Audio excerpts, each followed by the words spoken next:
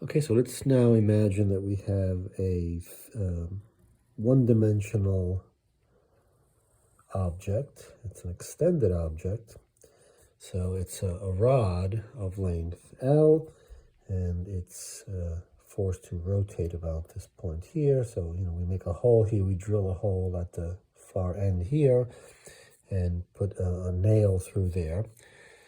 But we do so such that there's no friction there, and it can just rotate freely around that point. And it's rotating at, let's say we're on a horizontal surface, and it's rotating at an angular speed, omega naught. We want the kinetic energy of this object. So in principle, it's just, a 1/2 m mass times speed squared kind of thing. But notice that the speed at different points is different along this rod. And so what do we mean by v? So, right, there's no v for this point here because it's not moving at all. The further away we go, the faster we're traveling. In fact, this point travels such that when the rod comes all the way around, it has traveled 2 pi L, and that's certainly a greater distance in that amount of time than, say, the midpoint, which goes around a circle, which has half that radius. So the circumference is less. So we have different speeds, and so what we really want to see is that the kinetic energy is going to be written in terms of angular quantities. But let's derive it from thinking about little pieces and kinetic energy as just 1/2 mv squared. So here is a little piece of the rod of extent dr, and we are at a distance from the rotational point of r, and so the kinetic energy of this little piece is, let's call it dk, because it's a tiny little piece, so it has an infinitesimal amount of kinetic energy. We have to integrate over all these pieces to get the total kinetic energy. That's going to be 1/2 times however much mass we have there, dm, times the speed squared. Let's say that the mass is uniformly distributed and we have a total amount of mass m. So we know from circular motion quantities that the linear speed at this point is related to the angular speed. So we have 1/2 times however much mass we have there times omega naught times r. That's what v is, right? So v is equal to omega naught times r, as we saw before, and we want to square that. So we have to integrate this to get the total kinetic energy. But notice that dm, or how much mass do we have there? Well, it's the mass density, m divided by total length, times the extent there, the length, dr.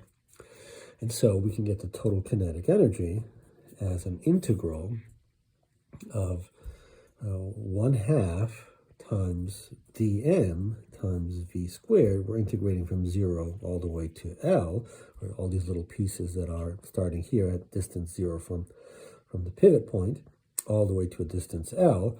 And so we know that this is, so we're replacing dm here, so we have an m over L. We have the 1/2, that's also a constant. We have the omega naught that we square. So this is just right here, 1/2 dm omega naught squared r squared.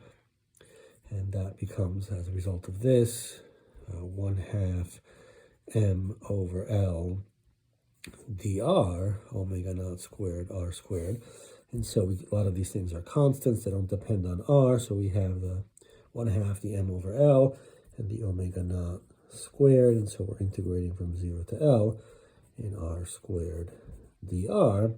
And that gives us m omega naught squared over 2L. L, so it's r cubed over 3. So we get L cubed over 3. And that is 1/6 ml squared times omega naught squared. So that's the kinetic energy. But notice that the far end of the rod, the speed at the far, let's call it the far, as we're going around here, it's well, far end, whatever, v far, let's call it that, is equal to omega naught times L. And in terms of that, we see that the kinetic energy of this rod, if the entire thing were moving at speed v naught L, the kinetic energy would be 1/2 times m times this thing squared.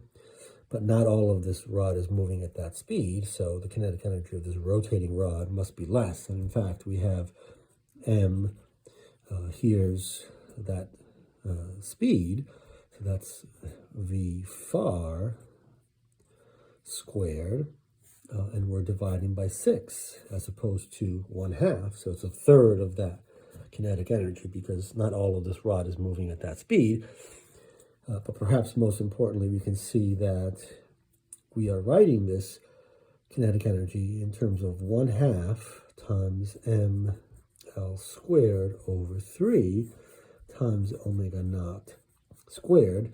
That's what this quantity is, and that quantity is basically the kinetic energy in rotational form, where this is what we call the moment of inertia of this rod about this point times omega squared. So instead of 1/2 mass times speed squared, we have 1/2 moment of inertia times angular speed squared.